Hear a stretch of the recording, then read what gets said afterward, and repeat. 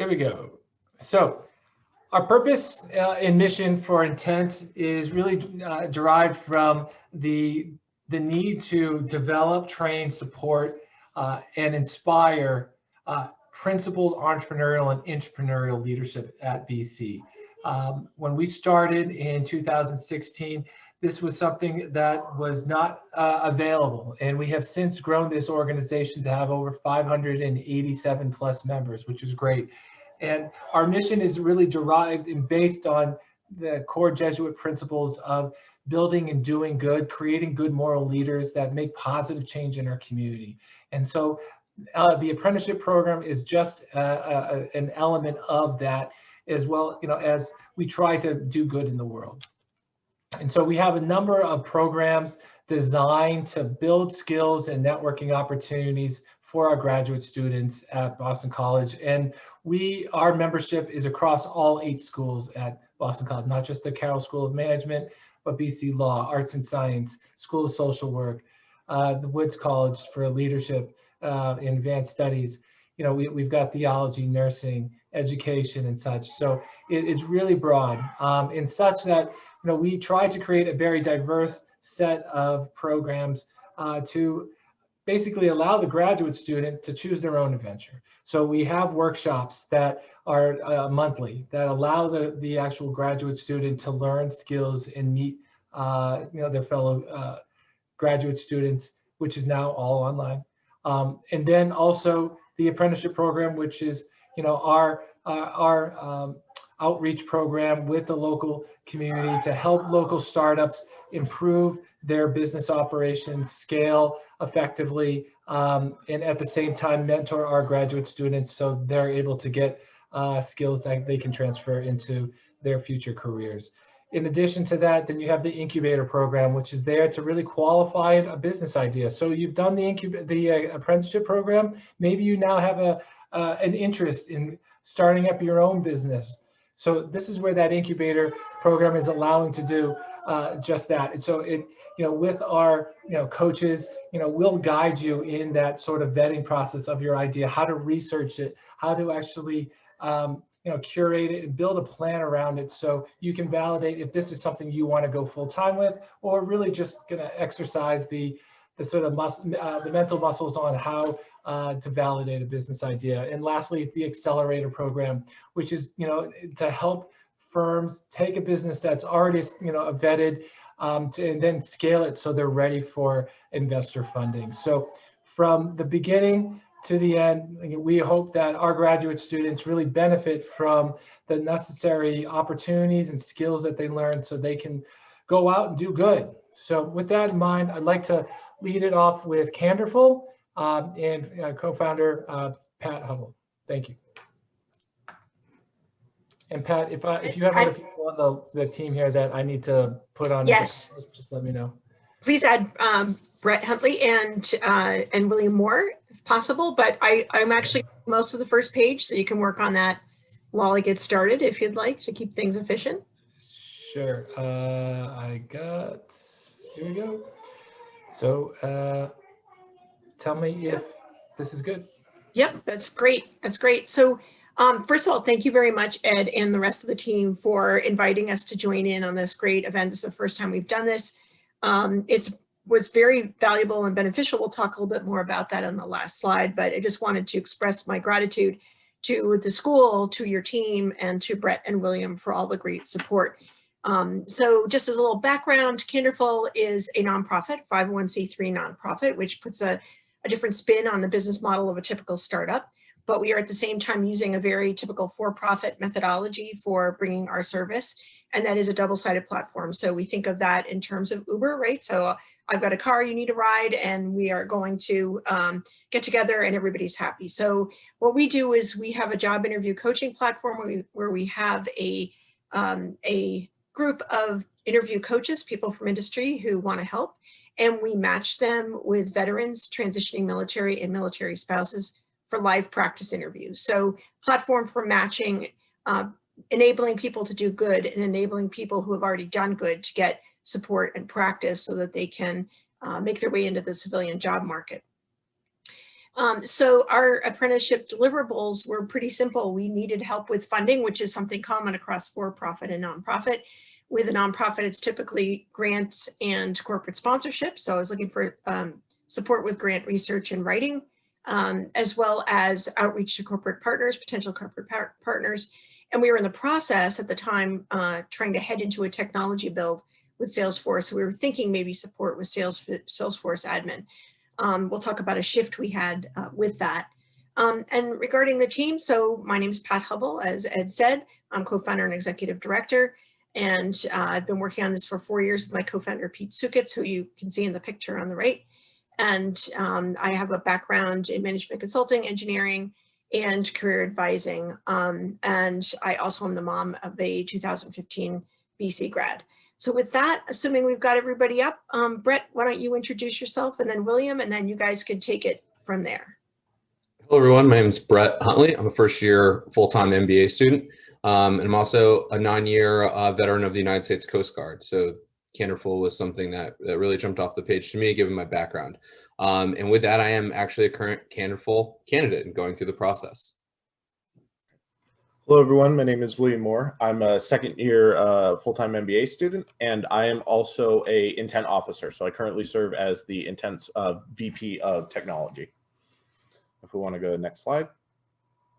So to sort of get into some of the specifics, for that grant researching and write component, we researched over 40 grants in support of finding various.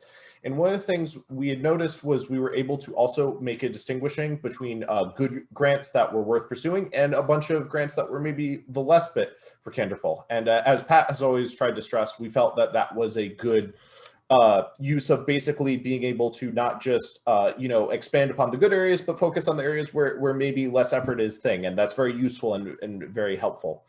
One of the other areas was some initial work on the corporate partner and research and outreach. For instance, I had reached out to various companies. I had teched in, particularly in somewhat the defense space with areas like Collins Aerospace, Navitech, and General Dynamics. And one challenge I found, which was also partially learning, was it was really hard to navigate sort of the right connections for particularly finding corporate reach thing. A lot of, I have an engineering background, so a lot of my contacts were engineering based, which proved a bit of a challenge.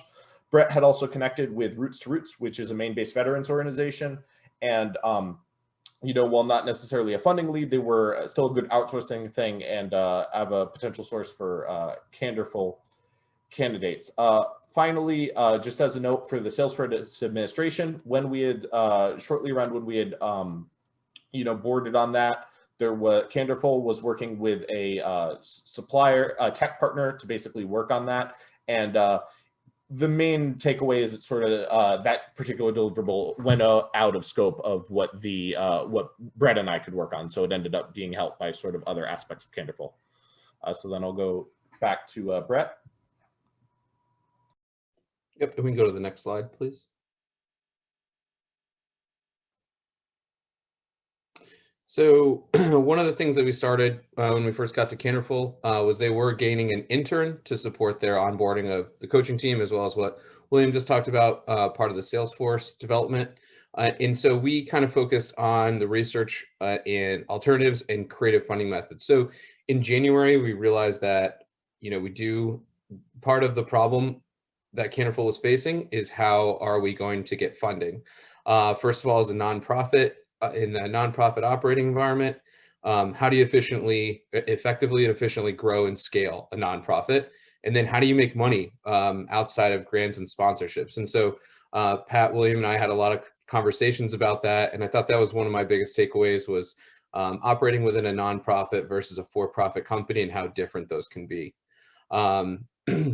And then there's outside, we talked about outside areas that weren't just the key strengths of Canterful to try and go down. So a pay for services model while still maintaining the free model for the service to veterans and sticking with that main focus that Canterful originated. And we thought about a couple of different areas. First was something that William and I both were obviously going through right now is with college career service programs. So having different schools, maybe even Boston College someday, have Canterful partner with Boston College and set up live interview preparation. And so that would be anywhere from, behavioral interviews, casing interviews, hypothetical interviews. And we thought that there could be a definite value add there, as well as a need from people like William and myself. We identified populations that could maybe didn't have as many resources or weren't privy to interview preparation. And so we thought about maybe first generation college students. We also thought about veteran spouses. And so I looked into that data a little bit, and surprisingly, 92% of all veteran spouses are female. 80% of that population is less than 40 years old. And 45% of those of veteran spouses hold bachelor's or advanced degrees, and 25% were unemployed. So we knew that there's definitely other populations outside of just the active duty and transitioning military that have the need to hone their interviewing skills. And the last new piece we looked at was kind of in fallout of COVID, are people who maybe have lost their jobs due to COVID or for something going on, and they've been with the company for 20 to 30 years. Now they're going to shift into something else. Maybe they need to brush up on interviewing skills. And that was kind of one of our last meetings, is how do we access those markets that I just talked about. So that is going to be potential continued work for us, going forward in the summer, or if we stay on and continue to help out. Next slide, please.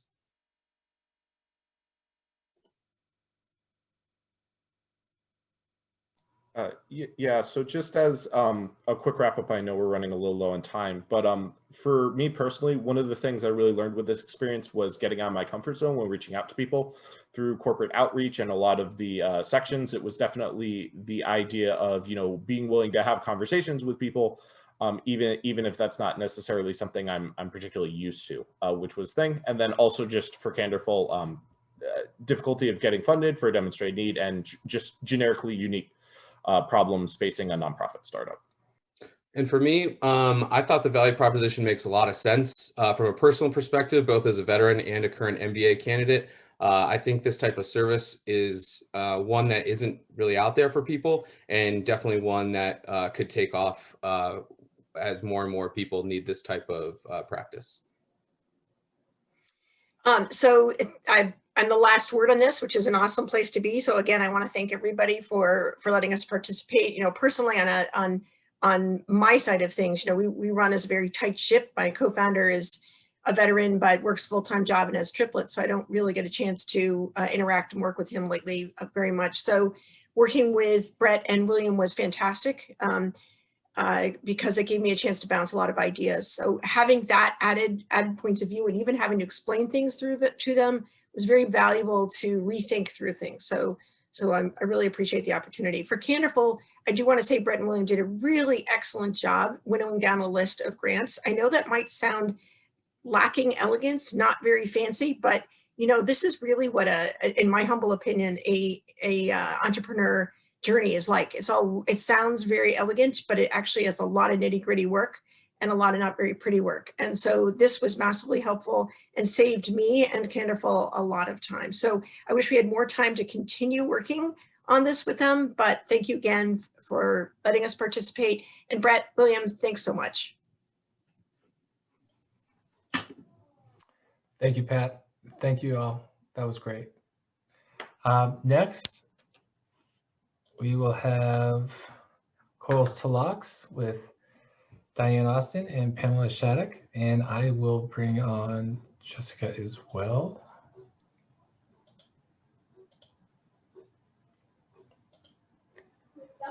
So Diane and Pamela, take it away. Hi, everybody. This is Pamela Shattuck here. And actually, before I even get started with myself or the overview, I just wanted to mention our fabulous apprentice, Jessica Hanway, who was a small but mighty team of one. And Jessica worked on gathering info about our supply chain, and her research was just incredibly thorough beyond even our imaginings, and dynamic. And I just can't, Diane and I both can't sing her praises enough. So again, I'm Pamela Shattuck. I'm president and co-founder of Coils to Locks. I am a Los Angeles-based actress as well. And I have worked and still work sometime in the nonprofit field as well, particularly around medical-related nonprofit events and things like that. Coils to Locks is, and then Diane, do you want to introduce yourself first as well? Before Yes, hi everyone, I'm Diane Austin. I'm the CEO and co-founder of Coils to Locks, and Pam will tell you a little bit about what Coils to Locks is. I'm also a cancer survivor, and the business is based on my experience as a cancer patient. Okay, and so just a quick overview, really. I mean, Coils to Locks is pretty much what it says right there. Is a supplier of Afro-textured, coily, curly, high-quality synthetic medical wigs. We are disrupting a healthcare disparity, as Diane couldn't find these wigs when she was going through her journey after suffering hair loss. And not being able to find wigs that represented her Afro-textured hair in the cancer care space and at cancer center hospitals and medical salons. We did the research across the country and found that this was a disparity, and so we decided to do something about it. We're providing these wigs for Black women and any woman with highly textured hair who is experiencing medical hair loss due to cancer, as well as other medical related reasons. And right now we sell B2B at cancer center hospitals across the US. And we also have a third member, I forgot, Cheryl McLeod. She's our VP of Communications and Business Development. She couldn't be here today. Next slide, please. So we tasked Jessica, our apprentice, with helping us to take a deeper dive into the wig manufacturing supply chain, both here in the US and internationally. And there were some comparisons that she was able to raise awareness of for us. Prior to Jessica's research, we had done our own research, and we're very aware that on a very basic level that most wigs were produced overseas. But we gained a deeper understanding of the players in the US wig market and how these wig markets operate, which is essential to our business model. Now, we also were able to better understand what the pros and cons are of manufacturing in the US. We have always, as part of our business model, had an interest in eventually creating a manufacturing arm and creating our own line of Coils to Locks wigs here in the US. And through Jessica's research, we now understand in a deeper way the advantages and disadvantages of manufacturing in the US versus overseas, with, as you might imagine, cost being the biggest disadvantage, but not the only disadvantage. We also were able to confirm how the wigs were routinely manufactured. So it's standard that these wigs are made primarily by sewing machine, not exclusively, but most wigs are made by sewing machine and then partially by hand. And we were able to confirm that that was the general practice in terms of how wigs are made overseas. And one of the things that we wanted to explore, as I touched on earlier, as part of our interest in bringing wig manufacturing to the US is, possibly automating the process as opposed to creating wigs one wig at a time with hundreds of employees by sewing machines. So Jessica was able to uncover information on several companies that may help us to create a wig automation process if we were to go that route. So that was very beneficial for us. We also gained this deeper understanding, which was really interesting for us in regards to how synthetic hair is actually made and what the hair is made of. So we sell high quality synthetic wigs, and our wigs are, we're used to seeing that end product. We've been very pleased with the fact that our synthetic wigs look and feel like human hair. So we were totally blown away when we learned that these synthetic hair wigs are, for the most part, basically plastic and, made with chemicals that are, that create these fibers. So it was just very eye-opening to gain that understanding about the products that we're selling. So, so that's been great. So next slide, please. There were quite a few lessons learned, and one being that, as I've touched on earlier, that deeper clarity around the US wig manufacturing process versus the overseas market, and what the pros and cons are of that. And also understanding what the barriers to entry are in terms of wig manufacturing in the US. So we're finding that we were able to learn that, finding people with experience and training them to make wigs on a sewing machine versus, here in the US versus continuing to partner with manufacturers, may be more expensive if we're considering bringing this manufacturing to the US. So we have to assess that as part of our overall plan. And I've already touched on just that knowledge of the synthetic wig fibers that compromise our wigs was really huge to us. Yeah, and to continue on, we also learned, were made aware of new technology that is available to potentially automate the wig manufacturing process. So, for instance, robotic assisted wig construction is something that is unfolding in the manufacturing process right now.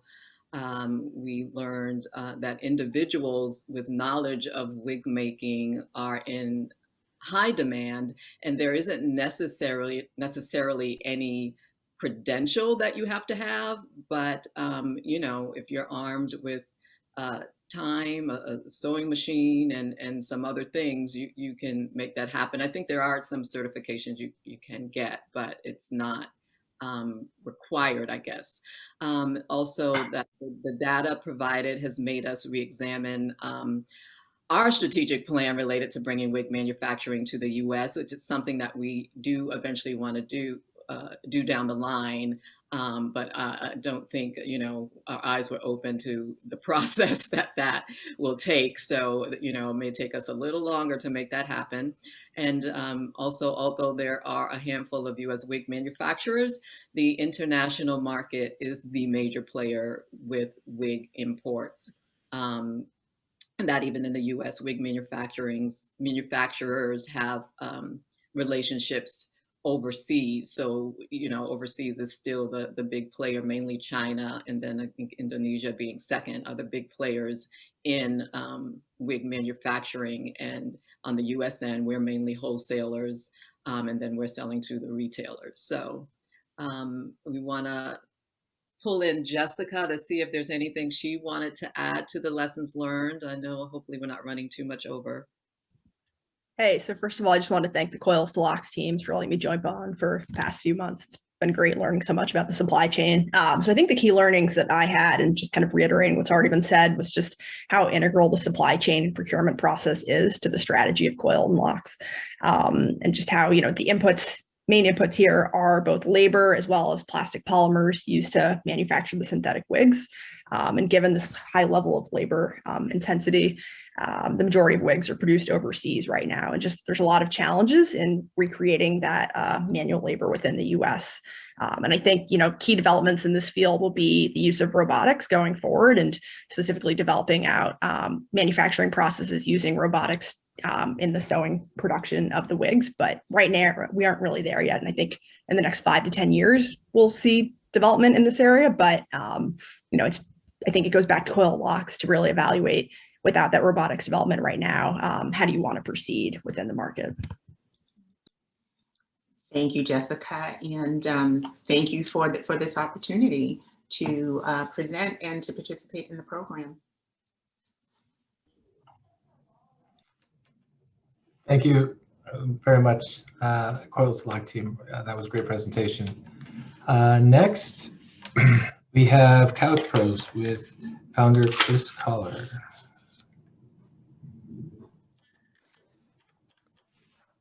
Oops.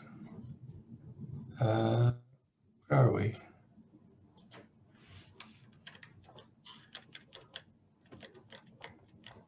Okay, here we go. Chris, are you on? Yeah, I'm here, Ed. I just wanted to make sure we were all set to go. So fantastic.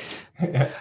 Hey, so good evening, everybody. Thank you for being here and listening to what me and Dreville Matalia have been working on over our period of time together through the Apprenticeship Program.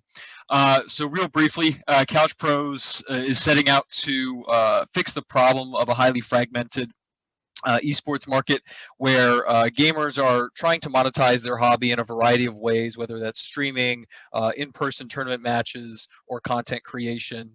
And so what we're trying to provide through Couch Pros is a high-quality entertainment enhancement platform within the esports market that consolidates all that fragmentation onto a singular platform through daily competitions, content creation, as well as a backer marketplace where outsiders as well as gamers themselves can receive financial payout for essentially sponsoring their fellow gamers or other gamers that are currently in the esports space. So enough about the company. I want to talk about my apprentice, Dreville. Well, first about myself, I am also a first-year MBA MSF candidate at Boston College right now. So it's been fun to do double duty and be a student as well as a founder here through this program. But it's been highly rewarding. I'm also a 5-year U.S. Army veteran and West Point graduate. As well as far as my professional background and what has brought me to this point today. But my apprentice, Dreville Matalia, is currently in Mumbai, India, and he wishes he could be here with you all today and give us all some feedback and on his perspective of the experience. But it's about 4 a.m. There, which has been an interesting factor in and of itself throughout this program. But Dreville did a fantastic job. He's currently an incoming MSF student to Boston College, and he recently completed his first CFA Level 1 exam. Still waiting on the results with fingers crossed, but that's a little bit about him. So naturally, what we're going to talk about for the deliverables, it's all going to be finance related and what he was willing and wanting to learn and bring to the table for Couch Pros. So next slide, please. So we really focused on 2 sections for deliverables, the first being operating profit models. So the Couch Pros platform itself is really multifaceted because we are doing a lot of consolidation for a fragmented industry. There's a lot of different ways in which we can think about how we're going to be profitable as a business and as a platform. So we needed to focus on creating several models that would essentially help us simplify the business to investors when we go and end up pitching for seed funding, and also being able to draw in future talent as well. Being able to essentially give them a solid picture of what the business ought to look like. So we ended up creating 10 operating profit models in total over a variety of different esports titles, as well as for daily matches, as well as focusing on an annual tournament circuit if that were to be operated by the platform or by the company itself, both for a professional and a novice level, as well as the backer marketplace that I talked about, or that investor marketplace, where we're really wanting to figure out what are those core metrics that investors are wanting to see as far as a return on investment for their initial backing amount into the individual themselves and seeing what they're getting at the end of a season. And so those were the major metrics or the major models we were looking at, or the types of models we were wanting to look at. And so Dreville and I were really doing a back and forth collaboration on what were the proper financial assumptions as far as growth rates and the certain markets that we would be in, and the types of demands and needs that consumers, gamers would want, or that investors would want within these individual products on the entire platform itself. And that was very interesting and fun to be a part of with him, since we're both in a similar boat of continuing to learn and being students ourselves. So the second half of it was creating a pro forma income statement. And this was really a much more difficult challenge, right? Because we're looking to not only look at the business model itself and develop or further develop my basic thoughts on what the business model ought to be, but further out, and being able to project out 5 to 10 years of what the firm is going to be capable of producing as far as cash flow, and ultimately being able to pitch an earnings result to investors. So we're talking about long-term growth rates and what those assumptions are for those that essentially underlie within those growth rates, as well as what is the capital structure going to look like, and how is that going to impact our expenses side of the income statement, and what our expenses by and large are going to look like for the company, and what's going to be necessary for it to operate. So that's essentially what Derville and I collaborated on, and what he really helped me, I guess, upgrade from what my basic assumptions were and what I was thinking about as a founder. Next slide. So the lessons learned here, first one being that, as a founder, you really are invested, obviously, in your company, and so you're pretty comfortable thinking that you know more than most people do on what it is you're trying to take action on within your designated market. But Derville really, he exposed me to so many other considerations, him being a gamer himself and also living in India, really exposed me to a whole another side of the market, particularly from an international perspective, and all those different regulations and consumer demands that come with it. So that was a unique side that I really wouldn't have gotten otherwise without the IntEnt program and without Derville's participation. And the second piece is being able to trust people with your ideas is essential to progress. So Couch Pros is not as well developed as many of these other fantastic companies are, and so I'm sure many other entrepreneurs go through this similar cycle of being afraid to essentially open your hand of cards, so to speak, and show what it is you're trying to accomplish. But what I ended up learning, and hopefully what Derville learned through observation, was caution is prudent, but when you are paired with real genuine people that want to help you succeed, whether you're paying them or not, is really great, because they're just out there to be a part of a great idea and to help you further succeed, just through a common bond of being able to learn together, collaborate, and build something interesting together. So again, I wish Derville could have been here to participate with you all and share, but that's essentially Couch Pros and what we were able to accomplish in building the financial models further for this company. So I want to thank Ed and Vishal for encouraging me to participate in this program, as well as the accelerator under IntEnt. And thank you all for being here and listening to my pitch. So thank you. Thanks, Chris. Much appreciated. Let's hope that my slide goes to next. All right, perfect. So next we have up Uncut Labs with Sika Cedro. Sika? Hi, so my name is Sika Cedro. I'm one of the co-founding members of Uncut Lab, which is a boutique cloud computing firm. And what that basically means is that we develop cloud-based apps for third parties. And so when we engaged with this program, we were really sort of at a stage where we were still trying to figure out our market position and the value prop. So a little bit about us.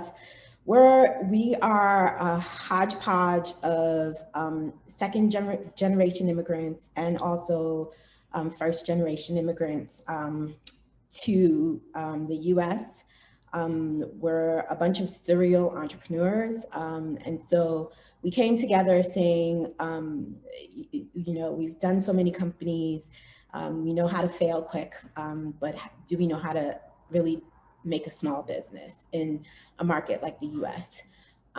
So just to talk a little bit about the team, I'm probably, as the chief executive officer, the person who has worked on the smallest number of companies, but the rest of the team have built at least 4 or 5 companies in different parts of the world.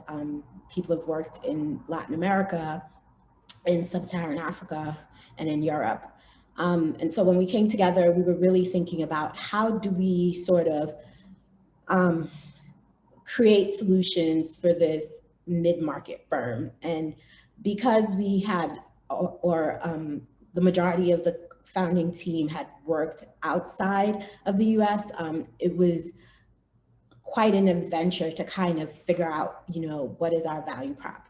So when we engaged with the program, what we were trying to understand is where we sit and how we could bring our collective expertise to bring value to the market.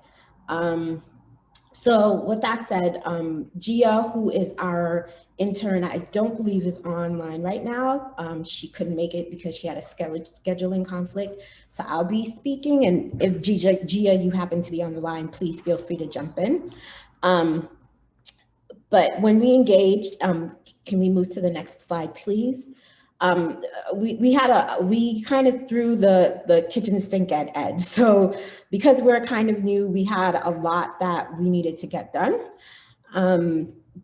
But when we actually engaged Gia, we kind of whittled this down, the engagement down to one thing, which was market research. So our main focus was really trying to figure out the US market, where we fit, but also how to diversify our revenue channels and really distinguish ourselves amongst competitors. There are lots of people that do software development, but we were trying to figure out what's our niche, what is it that we do really well. So part of what we did was customer discovery, figuring out the revenue channel development, retooling our business model canvas, and also our strategic plan. And then generally actually starting to create the resources for the market research, which Gia was extremely helpful with because she has both a sales and marketing background. So she always was bringing that perspective to the table. Next slide, please. So, though we are a team of about 8 people, this was a really different experience because the apprentice and I worked very closely together. And so I was able to, as a mentor and a CEO, really sort of learn from her perspective as an MBA who comes from a different market and who looks at the market in a different way. And so part of what our relationship over the last 4 months has been about debate, about discovery, about trying to actually articulate clearly what our value prop was. So for me, my lessons learned from our engagement was to think about new ways to engage our customer base, to understand where our different market segments lie. From sort of a process perspective in terms of having someone who was new, who wasn't familiar with our work culture and our org culture, having very clear communication protocols. And then also, I know Gia loves to say that, she's new to this culture and she, her English isn't that great, but I really felt that what she brought and the value she brought to our team was she always gave me a different perspective, and she was always engaged in debate with me in terms of really pushing our thinking about how we approached the market that we are entering into. And so as we were developing this presentation, Gia expressed to me the 3 bullets that she really valued most. So for her, market research was something that was very new. She had never worked with such an early stage company. And so being able to utilize the tools and really sort of dive deep into the data, she said was a very valuable experience. And then we also did some customer surveys to aid in the customer discovery. And we also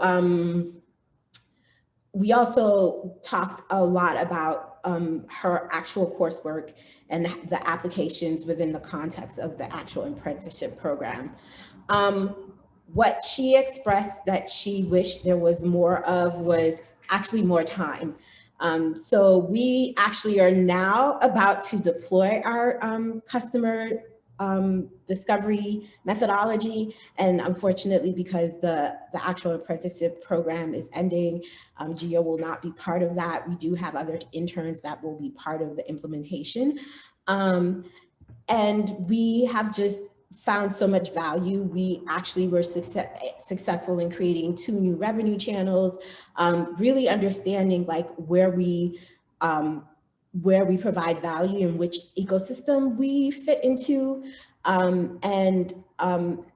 we are in the process of doing sort of a rebrand and a revamping of our company, which is Uncut Lab LLC. So with that said, I want to say thank you to the IntEnt staff for really sort of taking that leap of faith. We're kind of a very sort of new venture, and aside from engaging with the program, we really didn't have a connection to Boston College. So Ed, thank you for taking that huge leap of faith with us and entrusting us to work with your students and your volunteers. And I also want to give a big thanks to Gia, because without her and her input, I don't think we would have actually gotten to where we are, which is, I think, on a very solid path to growth. You're very welcome, and we're thrilled to have you join us. So thank you very much for that. Next, we will have Michael Aparicio and Rev B. Hi, good evening, everyone. Michael Aparicio. And Ed, I just shared with you in our group, we have Katrin and Anushka who will join in the presentation as well. It's been great to hear so many amazing stories and outcomes so far. We can certainly share in that. We've just the experience, even though working remotely and not having in-person meetings, I would say the experience and all that we were able to accomplish was really, really valuable. So starting off to say thank you to Katrin and Anushka. You've been amazing, and all your contribution, very well appreciated, but also very meaningful. RevB is a kind of early stage, but it's been now a couple of years. It seems maybe a little bit longer, but we are a startup consulting business focusing on small business owners, particularly those in maybe underserved communities or with providing service to underserved communities. And through the pandemic, we've been spending a lot of time helping people with kind of business pivots or getting access to funding to continue their business. So things have been really quite busy over the last year for sure. I have a colleague, Luis Moras, who's on our team and was also in a lot of our discussions, and then Katrin Bauer and Anushka Shah as our apprentices. If you don't mind going to the next slide, please. So I'll share just briefly the deliverables that we had set out, really kind of starting off first, thinking about our current services around business strategy, marketing, even addressing some operations and kind of the general components that go into any business plan for early stage companies or those that are well established but maybe need to modernize their approach. We wanted to think about our content marketing strategy. So that was the first deliverable, thinking about what different blog content or other content that we could kind of just create and kind of reinforce how we help other businesses, different ways for people to become aware of us, and even strengthen our SEO. The second two deliverables kind of fall into the category of thinking about RevB's new revenue streams. What is the future? Are there just other ways that we can engage with people, maybe through digital tools, but also thinking about some of the kind of pilots that we did over the last year and a half. One example is we partnered with another company to provide some location-based analysis for kind of evaluating new business locations. So those were the deliverables that we kind of set out. And I will turn it over to Katrin and Anushka to share a bit of the detail of how those were achieved. Hello everyone, so I'm just going to talk about the first deliverable and then hand it over to Katrin. So for starters, we refreshed all the blog article categories that were already prevalent, and Katrin and I together wrote about 7 new blog articles on various different topics such as marketing, technology, finance, and business development. Katrin, if you could take over for the other 2 deliverables. Thanks, Anushka. Hi, I'm Catherine. What we also did, so in addition to the blog articles that Anushka just mentioned, is that we created a new website for WebB. So and the new website examines a new business area that they want to expand their services on. And this is about location-based intelligence. So WebB plans to provide small businesses with actually artificial intelligence on where they could or where they should open their business based on aspects like the customer base in a specific area, the income base, and competitors. So, and what we worked on, Anushka and I, and we as a team, is to create a new website to introduce potential customers, so potential small businesses, to this location-based intelligence. And the final deliverable that we just achieved was the provision of small tools and templates for small businesses in the marketing area and in the financial area. So what Michael told us is that often small businesses approach him with questions like, okay, so I do have to, of course, do financials, and what do I have to do? So we came up with the idea to provide them the basic financial statements that they need, like a balance sheet, like an income statement, and so on. And we created templates for them that they can easily use for their actual financial statements. So could you go to the next slide, please? Yeah, so let me continue. So my lessons learned from working with WebB, from working with Michael, Anushka, and Luis, is that working in the small business is so fundamentally different from the corporate world. So I have worked for 12 years in a large international company, and there you all have you have all those cycles with looking at ideas, but then it takes forever to really get that implemented. And working with WebB showed me the benefits of working with a small business. You have the flexibility, you have the full empowerment of the owner, of Michael, to just do what you think is right.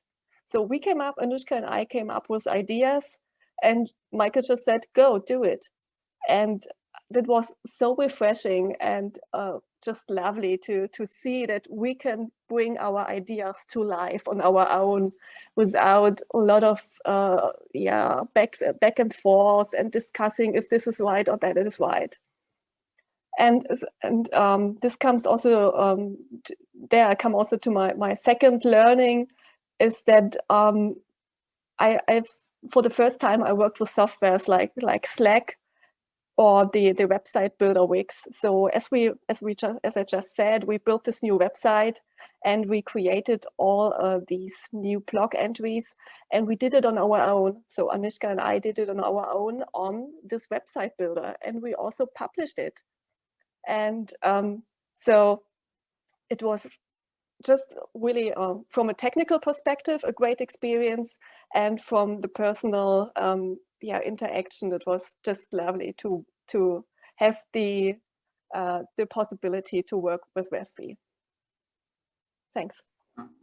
Yeah, so I couldn't agree with Katrin more as to how it was a very great experience both on the technical front as well as the personal aspect. So a few of my main important learnings were that it was a great opportunity, especially during our brainstorming sessions, wherein all of us used to arrive, evaluate different perspectives, and everybody was open to, listening to each other's ideas.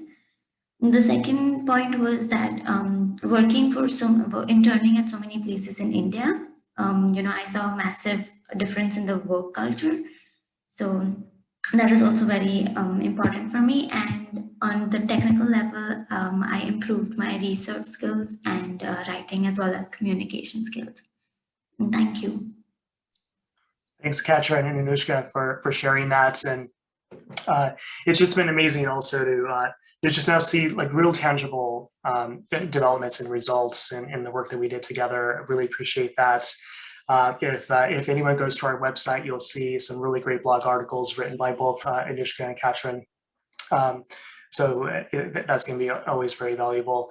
I think for me, just in conclusion, on my side, conversations and brainstorming sessions, it's always good to have kind of some just different perspectives, kind of challenging, some of my assumptions. And, as a very, very small business and, as a business owner, kind of being used to making some decisions on my own, that continuous challenge is always important to make sure that we are thinking about different perspectives. So I appreciated that as part of the experience.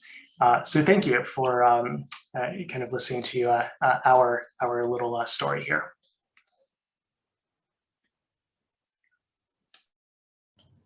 Thank you, Michael, and thank you, Katrin and Anushka. Great job.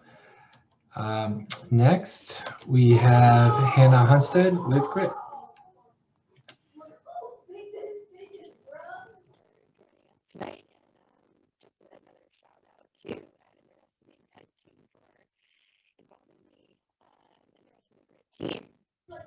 Hi, Hannah, are you there?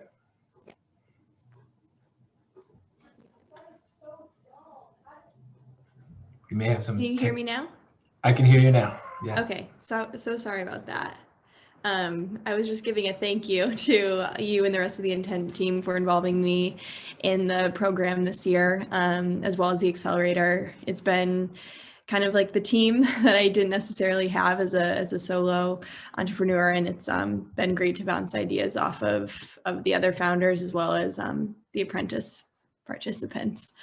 So I'm Hannah. We also have a medical advisor, Dr. Barr, who is a board certified dermatologist, and Ben Smith, who owns his own men's skincare company, who's our business advisor. And just as a reminder, we're a single SKU product, direct to consumer, an exfoliant to help prevent ingrown hairs, specifically on the female pubic area to start, and then hopefully expanding our product line go forward. Next slide would be great. Perfect. So deliverables that we achieved as a team throughout the course of the past few months. One big push that's not listed here was our customer acquisition strategy. And I think that was something that I didn't have full confidence in as a team of one. And I think the two lovely apprenticeship ladies really helped me with figuring out what the best way to go about that was. So when we were seeking to acquire customers, we used a strategy of identifying these customers with shared motivational alignment, as well as similar goals and mission, and in our target market. So obviously females, and then going on that, like living in cities and interested in fitness, and definitely purchasers of beauty products. But through meaningful and genuine interactions via our social media channels, we really built trust and rapport with our potential and future consumers. So for beauty brands, loyalty and recommendations are the cornerstone of the industry, in my opinion. And we were really focused on creating those purposeful connections with those customers, potential customers, to gain that trust, and hopefully their word of mouth referrals. So we had a lot of messages when we would put out, like, does anyone want to be an ambassador, or could anyone, try this product for us for free? We'll send it to you. Like, flooding messages of, wow, this product is necessary. And that was a big confidence boost for us on the team there. But we also identified complementary products for potential partnerships. That was a goal of ours, looking out to other brands that were in our industry, not doing the same thing, but how can we partner with them, either affiliate programs or just, can we do a giveaway together and promote our brands. Also, we captured consumer awareness through weekly social media strategies. So we came up with a few strategies and consistent offerings via our social media pages, like Mantra Monday. So we definitely had people that were coming in knowing on Monday we were going to be posting about a pretty good mantra for the day, something to build confidence and start their week off right. We also expanded our target market to include women's health promotion ambassadors, mothers, and lifestyle writers, and health and beauty bloggers. So this was through our experimentation that we found that, it's not only these fitness focused people that are customers. Actually, it kind of swings to the opposite, where it is these women that are super interested in skincare and writing about it and reviewing these products. Those are the ones that we should probably start with, even though the initial goal was to kind of tap into that fitness market there. Then we really increased our presence on Facebook by kind of tapping into, by tapping in, I mean, literally joining Facebook groups that we thought would be relevant and literally just posting, hey, I'm part of this group, I have this product, what do you guys think about this? And the response there was pretty impressive, and kind of shaped our marketing and customer acquisition strategy to meet those consumer needs. Next slide would be perfect. And as far as our lessons learned, I think quality over quantity is definitely one of them. So reaching out to a smaller number of people that we really would love as ambassadors versus, just anyone that would take a free product. I think we found that really advantageous, and building that relationship to be something that we could grow and expand and kind of nurture throughout the years and as our company grows, as well as patience and consistency. So it's kind of the epitome of playing the long game, right? Like the first time you reach out to someone, they're going to just think you're this small company, they probably get 1 million messages a day. But we kind of came up with pretty creative strategies, to be honest. At one point we were verbally, sending voice memos to people's DMs, just trying to get their attention as much as we could. And then the gratifying part of that was once we really told them what we were about and our mission, people definitely responded to us with large and more smaller followings too.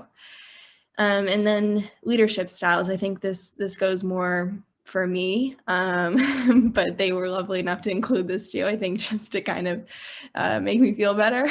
But working in the gray was something that I think we all kind of had to do. So as probably every founder on this call knows, you have to pivot all the time. You think that your deliverable is going to go one way, the route to get there is going to go one way, but you might find something else along the way that you have to turn the corner and you have to follow that. So working in the gray was something that I think we all learned to do a better job at. And also for me personally, I think delegating. So like I said, I was working on this by myself before, and it was a bit difficult at the beginning to kind of let go and let someone else run with this idea, this like baby that I had, and spend some money on certain things that we had to do to learn about our customers and learn about what was going to be right for the business. So all in all, it was a really great experience. Gained a friend or two along the way as well. And I'm just really happy to be a part of the group. Thank you so much.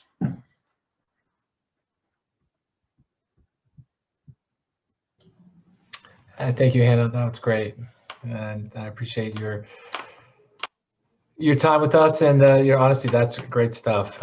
Next, I will have Alex Mckay with Tartle. Let's rip it up, Ed. Here we go. Can you hear me? Let's do this, man. All right, let's rock and roll. Everybody, thank you for being patient through this process. I guess, Ed, you don't have to throw my video on, but that's cool. I'll keep it sweet and short here, 5 to 7 minutes. Tartle, we are a data marketplace for individuals. We allow them to take the data that is being generated by the systems they interact with online, and from their thoughts through quizzes and surveys, and put those into fungible data packets that they can sell on this open marketplace. We have just recently reached 175 countries. I'm trying to get to that UN benchmark of about like 192 for recognized countries in the globe. But we're on the way there. And beyond just selling your data, we did a major improvement where you can actually donate those earnings back towards causes you care about that fall under 7 major categories of challenges that are currently facing humanity. So when Ed hands out this presentation later, you guys can watch the video in there if you're so inclined to watch one of our mini documentaries. But I am going to kick it off here with Schumann and Michelle. Ed, hopefully you can bring them on as panelists. I just want to say that thus far they've done quite a fantastic job. Just added them. Thank you very much. They've done a fantastic job. They were very interactive, very vocal, which is something that we demand here. And we also demand creativity, because if that's squandered, then you really don't have a good business at that point. So I'd love for them to break into their experience working with me and the rest of the team.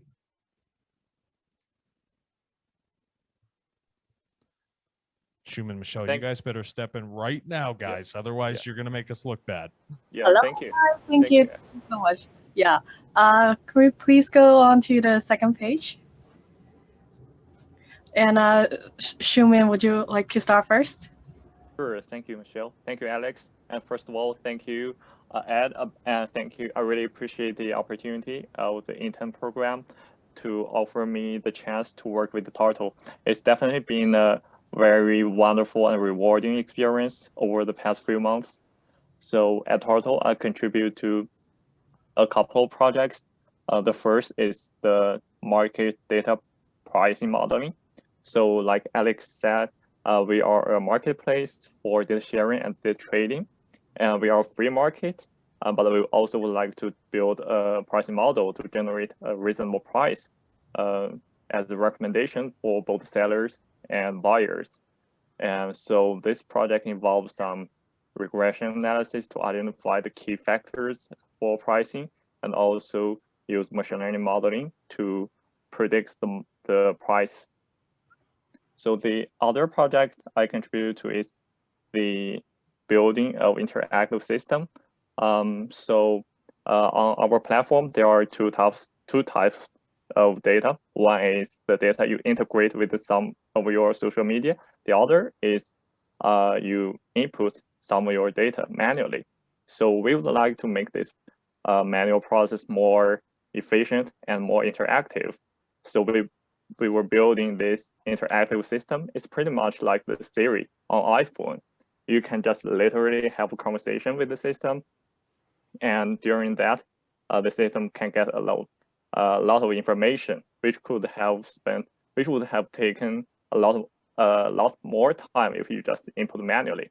So this project involves some speech recognition with deep learning, and also natural language processing, and also some machine learning modeling to generate ideal result given the information from the user.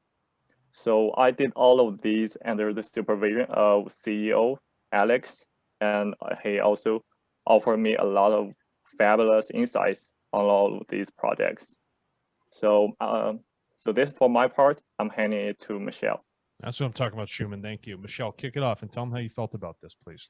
Definitely. I mean, first of all, thank you, Ed, for the program. Thank you, Alex, for giving me the opportunity to join the company. And I also want to thank you, my marketing officer, who is not here today, for giving me the opportunity to join the marketing team.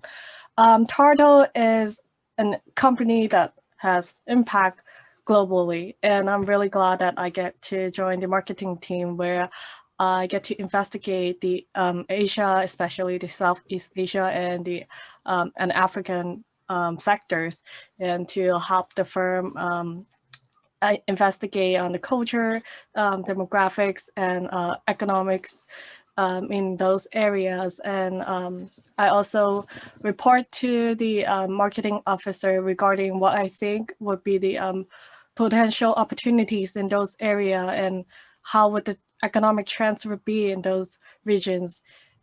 And beside that, I mean, Alex is giving me and Shuman the opportunity to join the weekly stand-up meetings, and Alex, along with other team members, also gave us constant help on what we can achieve and constant guidance on our works, and feedbacks are really, really helpful to us. And Shuman, do you have anything to add? Shuman? So definitely. So besides our projects contribute to, we attended the weekly meeting, and from there we interact with all of other talents from multiple teams, and we collaborate with each other. And that's what also learn more about the company culture, and that's also very rewarding experience.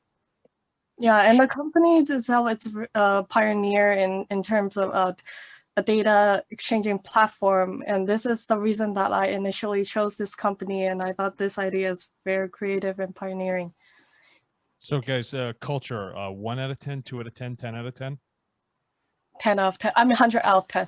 That's what I'm talking about. That's my team right there. All right, let's hit this next slide. Let's close it up for the crowd.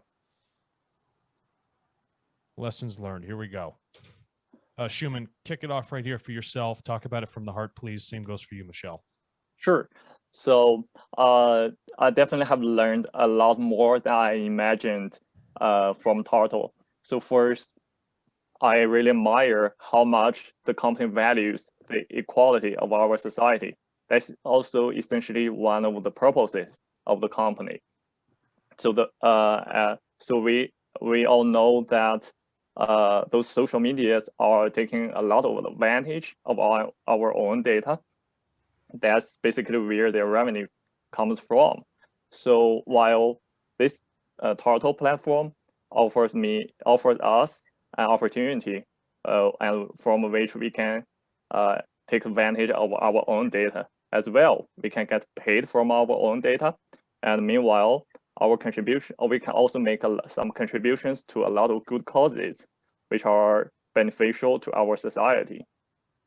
So second, like I just said just now, we attended their weekly meeting, and those talents from different teams, like design teams, technology teams, the marketing teams, they all come together and share their ideas and how they can collaborate to move forward towards our goals. I learned how an enterprise functions and how the teams coordinate and collaborate with each other. So third, I learned a lot of practical skills of how to solve a problem, how to identify the key factors of a problem, how to simplify a complex problem, and how to make plan towards solving a problem. So I definitely learned a lot from all of the experience. So this, for my part, I'm handing it to Michelle. Yeah, thank you, Simon. So definitely, I mean, beside the practical skills that we gain through our works and applying, gaining practical experience and market research for me, I mean, what's more important to me is learning about the industry and learning what other people do. I mean, this is an experience for exploration. I get to learn about this information services industry. I get to learn more about this platform. This is really new. This is pioneering. And this is the future. I see it as the future.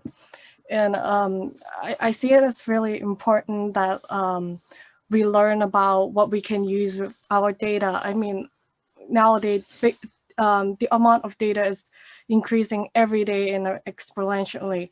And that it's important that we know how we should value our data and what we should use about it.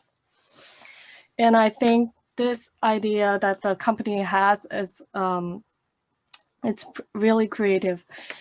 And I also enjoy learning about what other team members doing and learning how they contribute to the company and get more exposed to other potential areas that I might be interested in the future.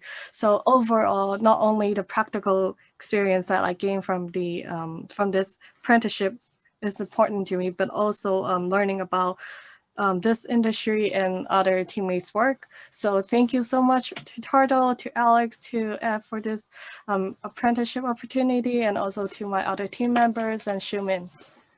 Thank you. Listen, yeah, no problem. Listen, guys, listen, my pleasure with this, and shout out to you guys. You know, it's not all roses all the time. You know, we're very objective. We're very truthful. That's what we try and do. And I should just hire you two as our sales team here. You guys should be roadshow and Turtle. I don't even have to talk about it anymore. You got the culture down packed. So thank you again for paying attention and be a part of this journey with us. Ed, appreciate it also. Yeah, you're very welcome. That was a great presentation, guys. Thank you so much. And I think we got our first job offers here. So that's congratulations. That's great. So next we have Kimberly Smith with Learning Beautiful. And I will add your people onto the panel. So one moment. All right. Am I there? Do you hear me? Yeah, I can hear you. You're good. You do? Okay. Yeah, it's so hard on these webinars. I can't see anyone. I don't know if I'm talking. So thank you to everyone, Ed, and especially these apprentices. They were fantastic, and I had a wonderful time getting to know them, and I'm so grateful for all this work. And when I look at this first slide, it makes me realize so much of what we did was really looking at some of these basic things that I think as a small business that was founded in 2017, we had even started to be a bit too comfortable or making certain assumptions. And so in general, being able to have fresh perspectives to look at some of these things that tended to look a bit in, what are we doing? Why are we here? What is our core message and who is it for?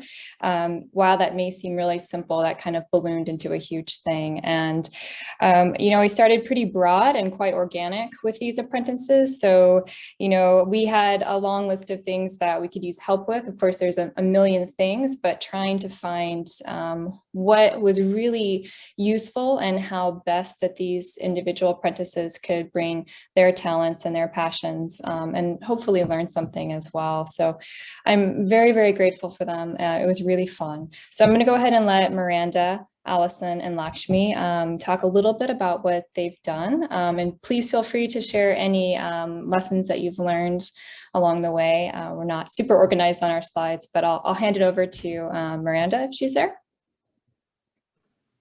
Hi, can you guys hear me? Hello? Yes. I hear you. I'm going to put everybody on as co-host so we can see everyone's face. I agree with you, Kimberly. It's kind of weird not seeing everybody. So give me 1 second. But you can start, Miranda. It's all right. Okay. So I'm Miranda. I'm a first-year MBA student, and I'd just like to say thank you to Kim and the IntEnt team. It was such a great experience and truly a pleasure working with Kim. So to begin, well, actually, Ed, could you go to the next slide? So to begin, we had worked on a customer satisfaction survey to just gather some insights, recommendations, and requests from the first buyers of the materials. This was actually really rewarding because we got to know issues that the different customers were having, and we also got to hear just overall how they were experiencing the materials, which was really positive feedback for us.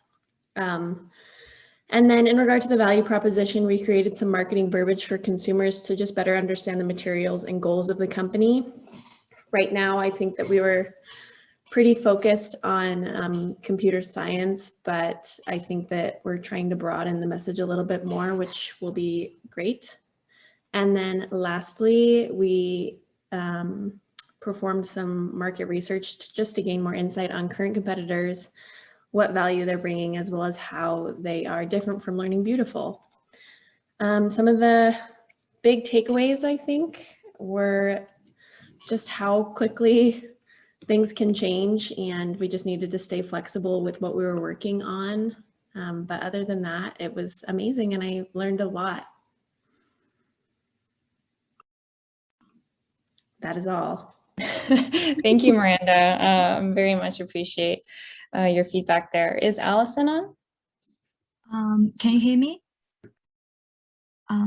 Yes. Hi, Yes, we can hear you. Thank you. Hi, I'm Allison. I'm a MSA graduate, and thank you so much for the opportunity to join with the IntEnt. During this project, I'm really impressed by the ideas the time I know about the Learning Beautiful, because it's my first time to know about the Montessori method to educate kids, students, and I think it's pretty helpful to to me to know more about like the STEM toy market and the education market industry. So the time I was delivered by this project, I do some research about the STEM toy industry, and I gather some industry information about this market, and then I have a deep research in the Montessori market, and such as the market size, demographics, and also I collect some information about our competitors, because there are so many great players in this market, and they have really fantastic products, and which are very inspiring for the kids and parents. So the time after I collect this market information and competitors information, I made a customer profile and about how the parents their requirements for the educational materials, and also what they want us to improve in our products. And also I collect the information about the Montessori schools in the US, Montessori schools and communities in the US. And it's a big work. It takes a lot of time to collect this information, but it is very useful because it makes us to know more about the whole market in the US. And also by knowing about this overview of the industry, I try to reach out to the social media, such as the press release and podcast, and some of them are very interested in our ideas, such as the Bump and Mother Mac, and they are so interested in cooperating with us and to express our Montessori method to more parents. And besides this, I also do some legal compliance, such as the trademark application. It's a tough time for me because I have a phone call with a lawyer, and I need to know some like the regulations about the this trademark application, which is kind of a challenge to me, but thankfully I managed to managed to finish the whole process.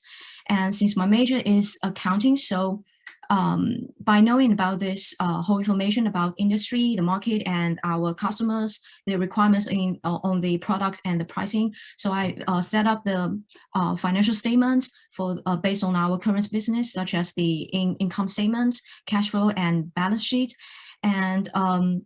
And also I set up the pricing model based on our profit margin requirements. So during this process, I learned how to structure the ideas about what we have and be more organized to express be more organized during the engagement.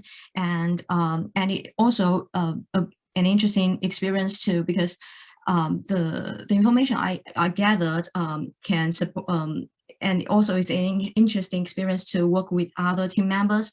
I'm so happy that my my information, my documents can be can support other team members and can help Learning Beautiful to be more beautiful.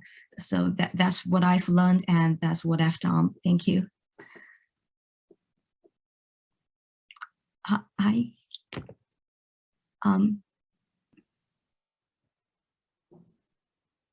Thank you. Thank you, Allison. That was great. Is Lakshmi on today?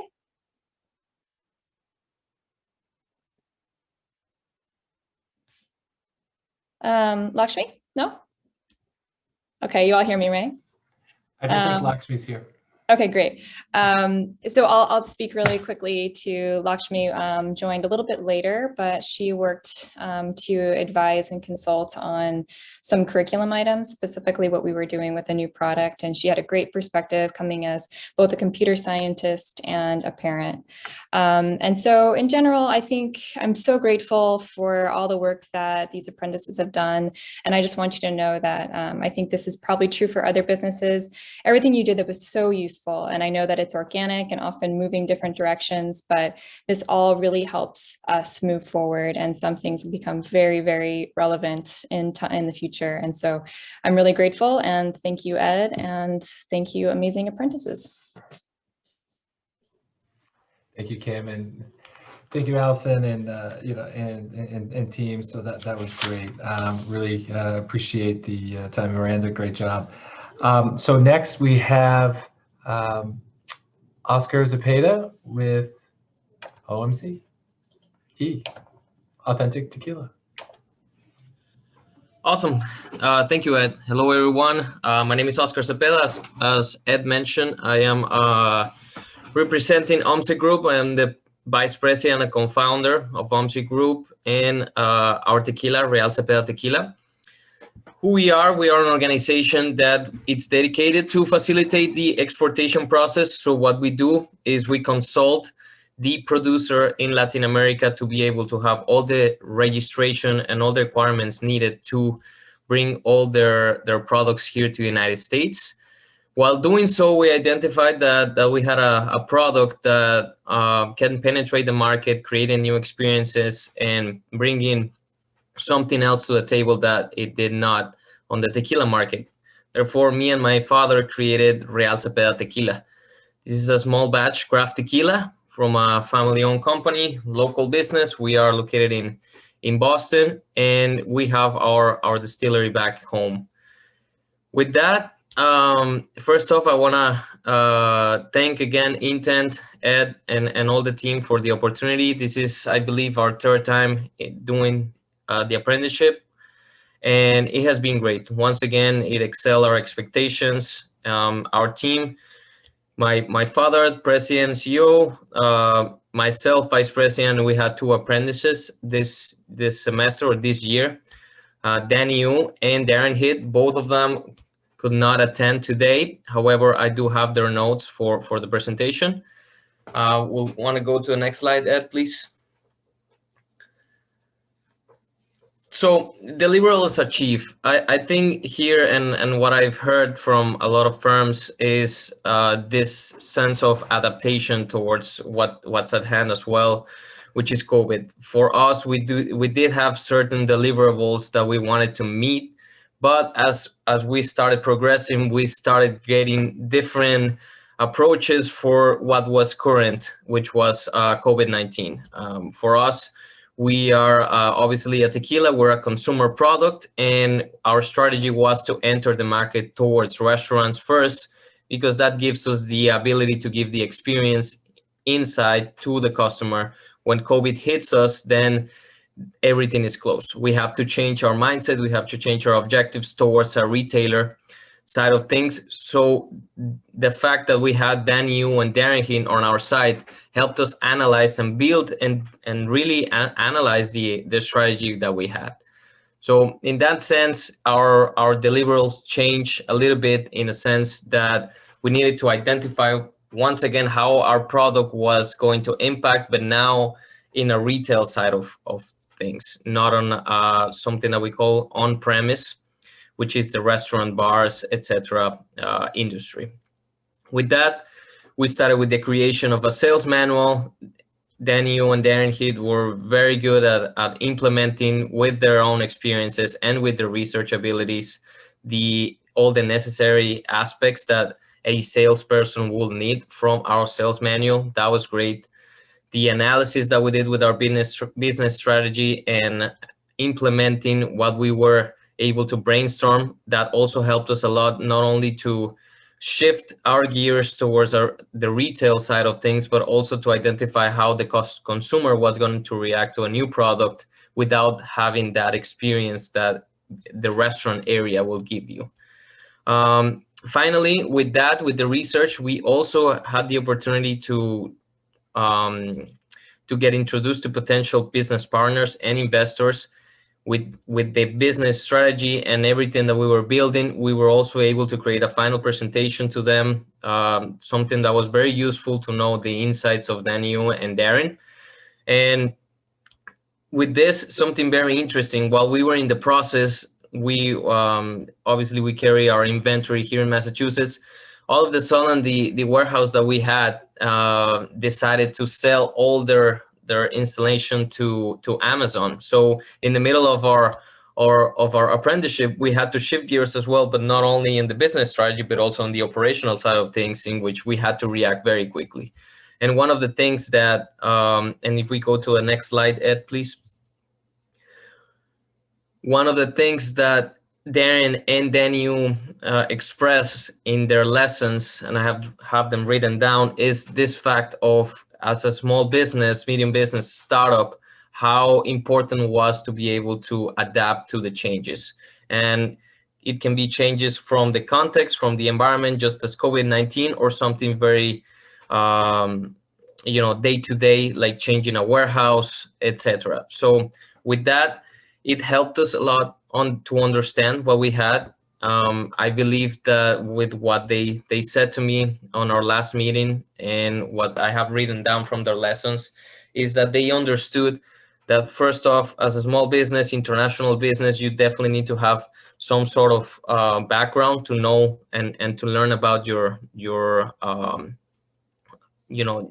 consumer and your context, but also the fact that we had the ability to adapt to all the stuff that came to us.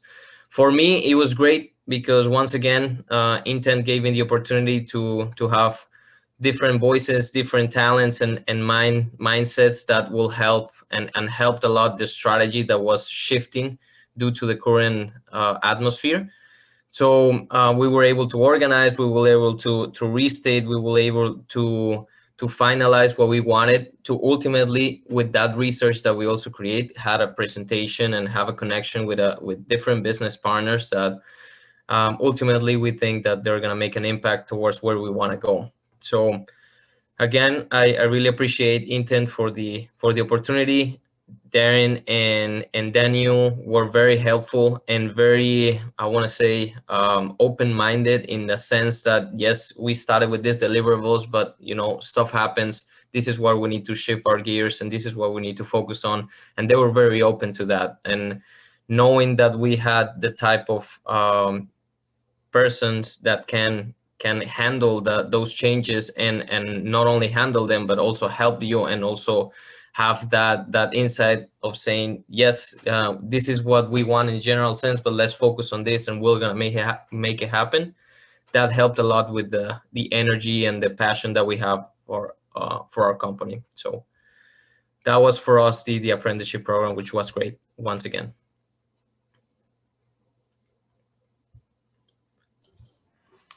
Thank you, Oscar. That's great. I really appreciate it. Yeah, 3 years running. It's pretty good. Not bad. Not bad. All right, next we have Shubha Tewade with Communica.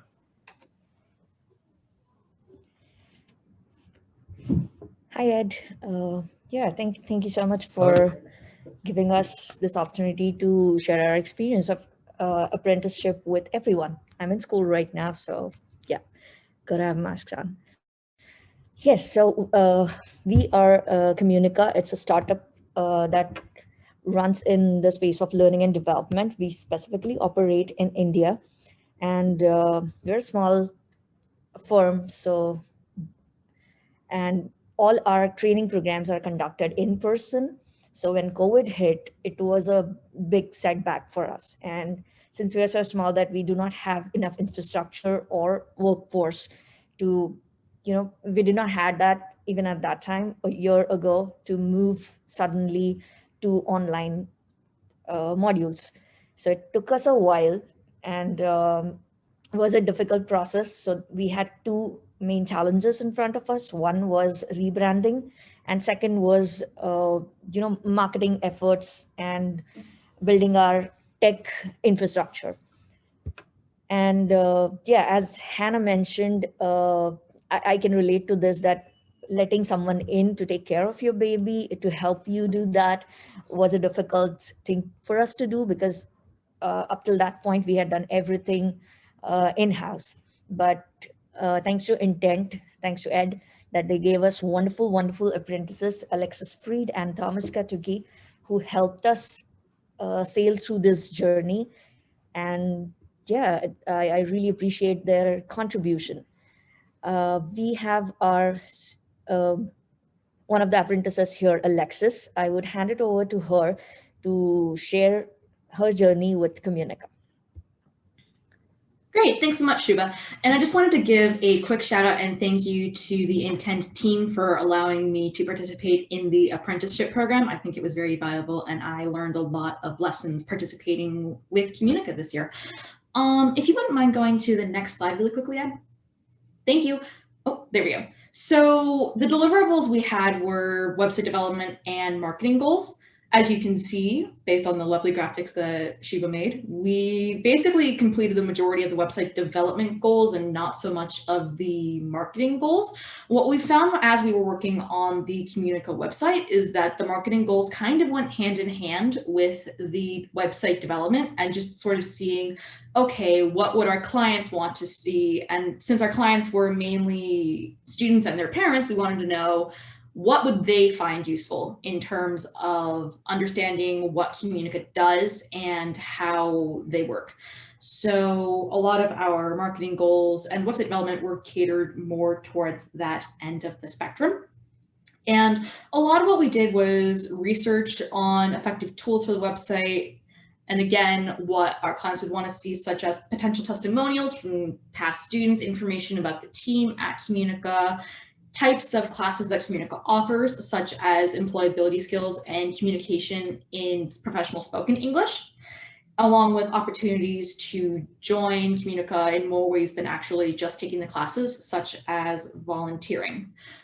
If you wouldn't mind going to the next slide. Thank you. So as you can see, this is the final product of the website's home and about pages. The Communica is actually divided into two parts, Communica and Lexicon. So one interesting thing that I worked on through the apprenticeship was trying to figure out how to brand both and make both aspects apparent and just sort of distinguish between them and what sorts of functions they provided, along with just making sure that everything was designed on the site well to make sure it was clean and not cluttered and easy on the eyes to bring clients in and not drive them away for not knowing what's going on. Working with Communica was great practice in terms of branding essentially from scratch, because as Shiva said, once COVID hit, there was really no infrastructure to move online entirely. So while we didn't handle the back end of things in terms of the rebrand and the actual shift to virtual classes, we were in charge of mostly promoting what sort of lessons are taught. And yeah, if you want to flip through the next few slides, these are just more images of the final product of the website, such as the team page, the current news and events, and just sort of the events going on. And the next one is the testimonials page, contact page, and volunteering information page. Yeah, I'm not sure if Tom is on or if he wants to say anything. about his experiences? I don't believe he's on. Okay, so I can talk about some sort of lessons that we've all learned from the apprenticeship, starting from the perspective of the apprentices.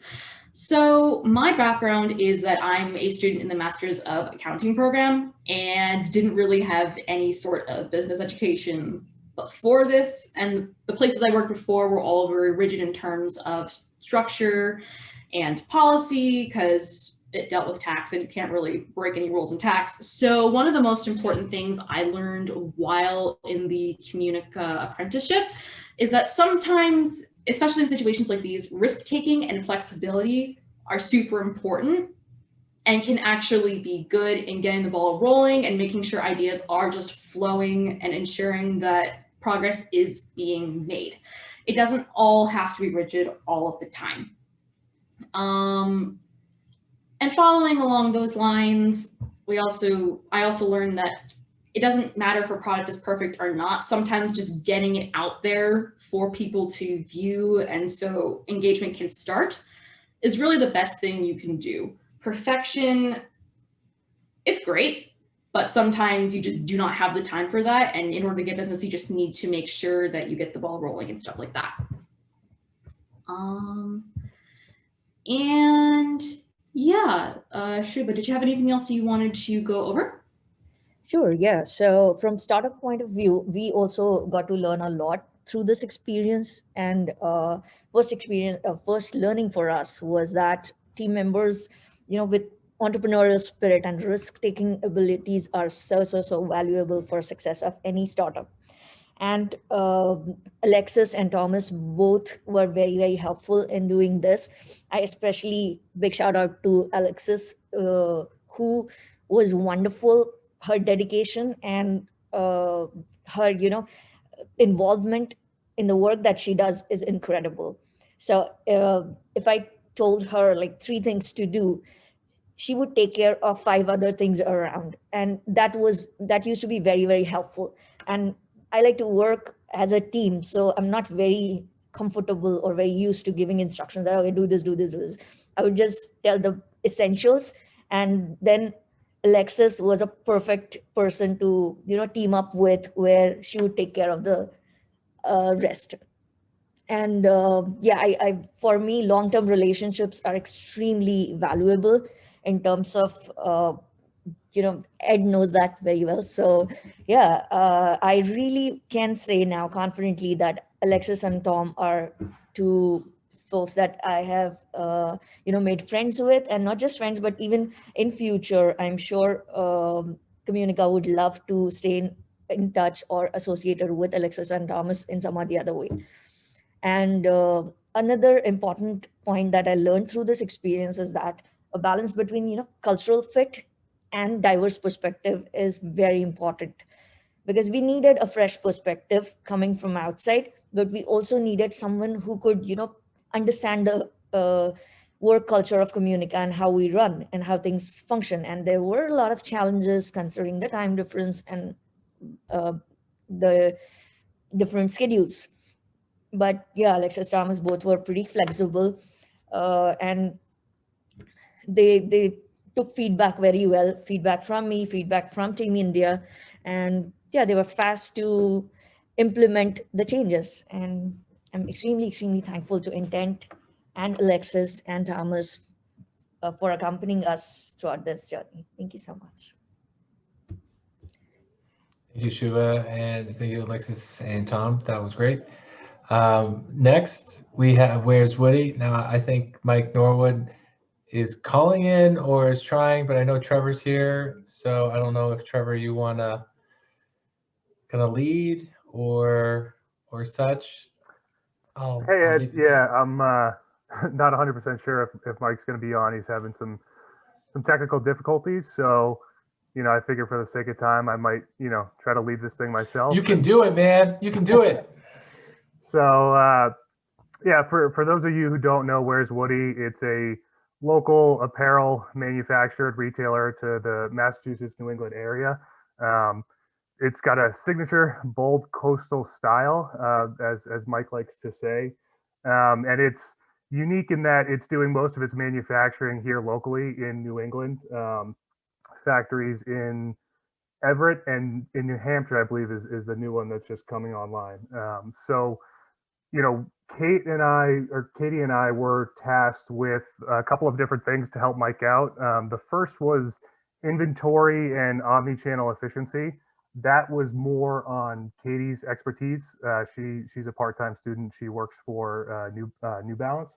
So we let Katie kind of handle, okay, how do we get a handle on our inventory? And when we first met with Mike, there really wasn't a system to track, you know, exactly when the products left the facility to when they were on the shelf to when they went out the door. You know, it was all really done kind of manually, spreadsheets. And as Where's Woody begins to grow, we had to figure out a better system to really track that inventory from the manufacturing facility all the way through fulfillment. So Katie and her expertise was able to help Mike design a system of SKUs for all of the merchandise that Where's Woody sells. And they're, you know, currently getting to the point where they're able to track all of that apparel from, you know, the moment it leaves the manufacturer to the moment that they fulfill it, whether that's online or in store at their in-store locations. And then for me, I helped Mike on the website relaunch. So when I first met with Mike, you know, we kind of sat down and said, okay, where can I really help the team out? And ultimately, I had some experience in past roles on working with website development. I am no coder by any stretch of the means, but fortunately, the existing website is on the Shopify platform. So when we took a look at it, one of the biggest issues was speed. And Ed, you can move to the next slide, actually. Yep, so just talked about inventory management, and the next slide, I think, is the website. Yep, there we go. So the biggest issue was speed, and Shopify gives you a dashboard, and it basically tells you how fast the website is, and Where's Woody was definitely on the lower end of that. So I did some research, and I found out that the existing website was really custom coded, you know, to fit the style, and also, you know, there really wasn't a template at the time when the website was built that fit the way they wanted the website to flow. And as Shopify has upgraded their platform, that code hasn't been updated, and that's really what was dragging the website behind. So Mike and I decided the best thing to do was, hey, let's just take a step back, let's start from scratch, and we'll use a free template on Shopify to really rebuild the website, you know, in a way that's more cohesive with the Shopify platform to increase that speed, but also simplify it a little bit so that the, you know, online advertising really flows into the website, and those featured products are really prominent on the new webpage. So ultimately, we're probably on the 5-yard line. We're pretty close to finished, but there's a couple of finishing touches that need to be done by an actual coder. So that's where the website is right now. But ultimately, we're hoping to go live with the website sometime in the next couple of weeks to really, you know, kind of a rebrand launch, including a new line that he's actually coming out with clothing as well. Next slide. So the final thing that Katie and I helped Mike on was the corporate custom program. So, you know, really the corporate program for Where's Woody is going to be that cash flow driver of the organization moving forward, being able to generate large chunks of cash from, you know, local universities as well as local corporations for some custom work is really what's going to have that influx of cash for Mike to really expand his online marketing presence, as well as expand some of his inventory. So we helped work on, you know, some of that sales strategy, as well as Katie helped build a new booklet to, you know, send out to all of the different local universities and local companies to really showcase the product line and how it can work for those organizations. And so that's really where Where's Woody is right now, right? It's at that growth stage. You know, Mike hasn't taken any outside funding, so he's really looking to grow organically. And that custom and corporate program is going to be a really big piece of that as he moves forward in growing the company. And I think that's it. So, you know, I really enjoyed the experience. So thank you, Ed, for setting me up with Mike. I think he really appreciated the help. I think Katie did an awesome job as well. And, you know, we're looking forward to keeping in touch with Mike and excited to see the organization grow. Any key lessons learned while you were here? Yeah. So I think the key lesson, I can really only speak for myself in this regard, but the key lesson for us was at an organization in the stage of growth where Mike really is, we really had to focus on what could Katie and I deliver for him in such a short period of time. And there were a lot of different areas where he was looking where he was looking for us to add value. And I think we would have gotten off to a faster start in the beginning if we had just kind of take a step back and said, okay, what are really the key things that you need to get done by March, right? And then start attacking that from day one. So I think we lost a little bit of time kind of working on a couple of different things at once. But ultimately, when we really focused on the website relaunch and getting all of the SKUs right to track the inventory, that's when really things started to accelerate for us. And ultimately, we got Mike to a better place than where we started. Thank you. That's great. I really appreciate it. I know that Mike would have been really proud of your pitch. So good work. Mike's a great guy. My wife, who did Tall Menswear Apparel for a number of years, worked with Mike. So he's a great guy. So awesome. That was really great. And so last and not least, we'll have Vanta. So give me 1 second. We are just going to pull up the presentation. Bear with me. So as part of this presentation, a key thing that I learned today is that if you produce a PowerPoint or some sort of slide in Apple and you try to send it to somebody who doesn't have an Apple, it doesn't really fly. So what you're going to see now is me showing you an image from my cell phone that I sent over to my Gmail.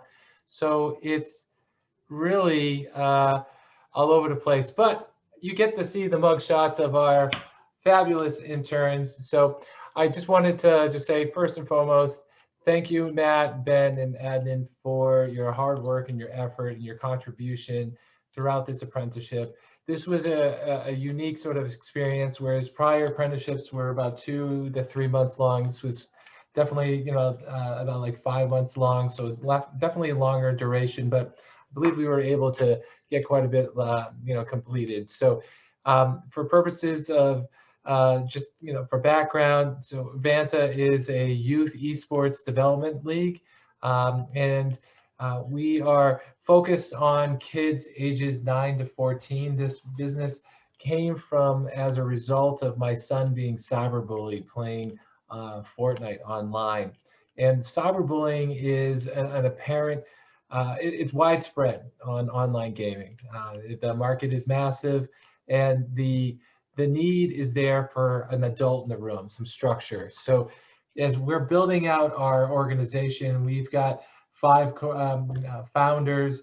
We have these 3 apprentices to really help with kind of moving the needle as we are moving towards investor funding. And so I'm happy to say that since the start, we've actually increased our player base to 120 players, 17 teams, over 70 coaches that we have on file now, and we have participation in Massachusetts, Connecticut, Rhode Island, Ohio, New Hampshire, and Hawaii. We've got people from Brazil, UK, and New Zealand wanting to get involved. So, and we're not even, officially going live, which is in June. So, very exciting. We've already started doing a pre-seed round. So it's active right now, and that's going very well. But I thought the internship, what we are, striving to do, and I'm just going to get that out and show this slide. We've asked each of these apprentices to really help in different ways. So our decision for this experience was to have not everybody together in a laser focus on a certain thing. We wanted to have each of the apprentices focus on an individual task, and then do weekly or bi-weekly check-ins to see how they go. And I felt like that experience was really strong for us, because we wanted to empower the intern to or the apprentice, excuse me, to really take ownership of the task and to be creative with it, and to know that we're here when they need it. But as we know, the role itself, you need to flex with your busy schedule. And so I think there was some appreciation there. And in the end, we were able to kind of get a lot done. So Matt and Adnan are here. I'll let them speak to what they achieved and lessons learned. I do want to point out that one of my apprentices, Ben Bavely, he wasn't available, but he did help with competitive analysis and certainly helped out with our push for our most recent league here, just to get the word out more on the sales campaigns thing. So I'll pass it on to Matt Mcgreen to maybe say a few words. Hey, thanks a lot, Ed. Hi, everyone. I'm Matt Mcgreen. I'm a first-year MBA student at BC.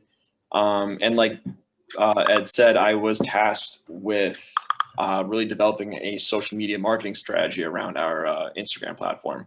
When it first started, the Instagram was created, as well as I think a Facebook page and a LinkedIn page, but there really wasn't much going on. So it was nice to be, nice to be there to help get it off the ground.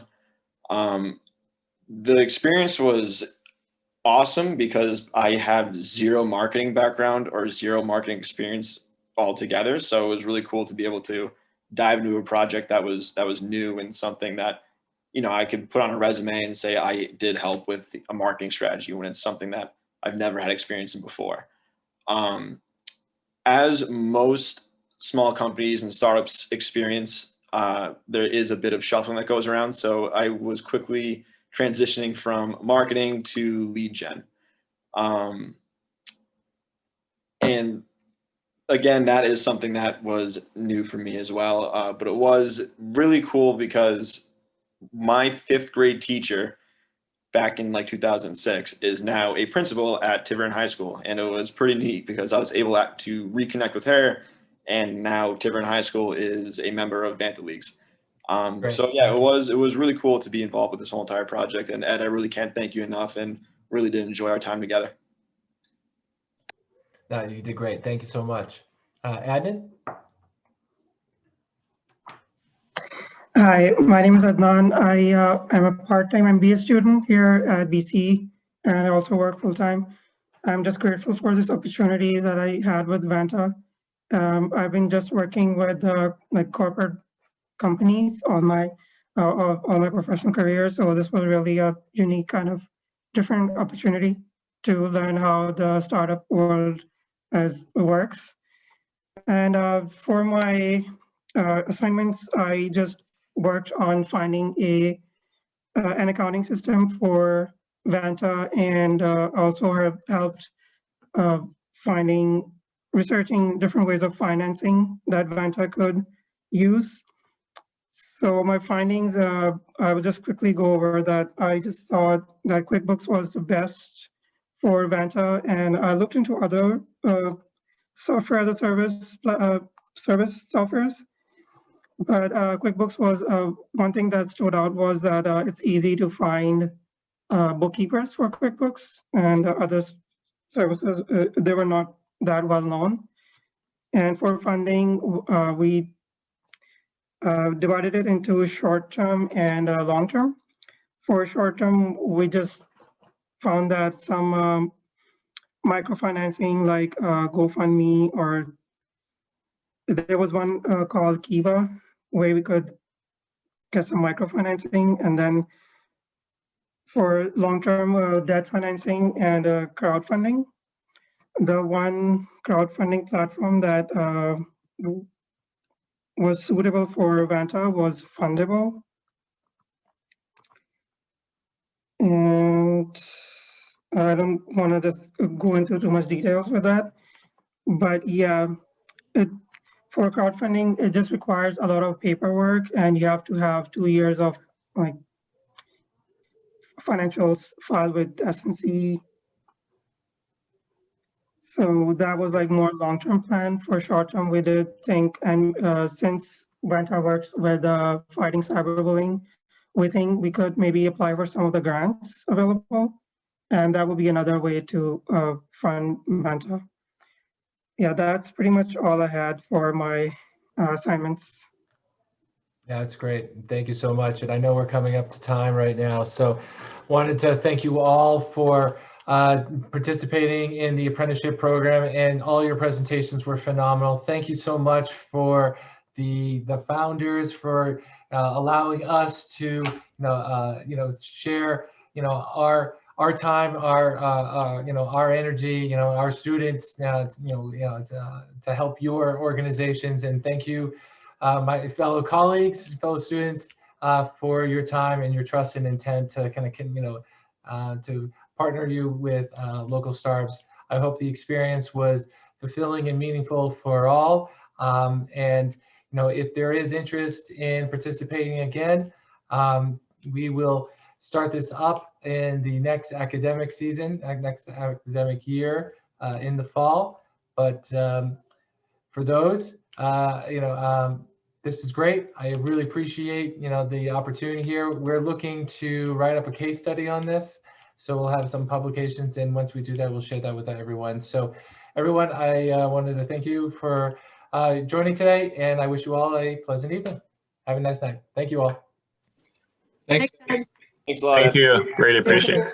Thank you. Thank you. Thank you.